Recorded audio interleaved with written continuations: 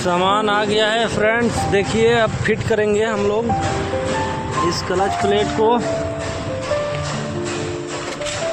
ये 40 number gear को पहले हाथ से ही उतारते थे रस्सी और अथी में, अब गियर ट्रॉली लग रहा है। ये है, ये फिट करेंगे हम लोग।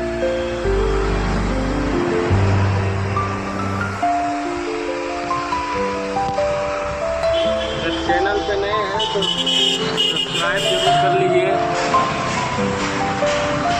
और लाइक कमेंट करना ना भूलें।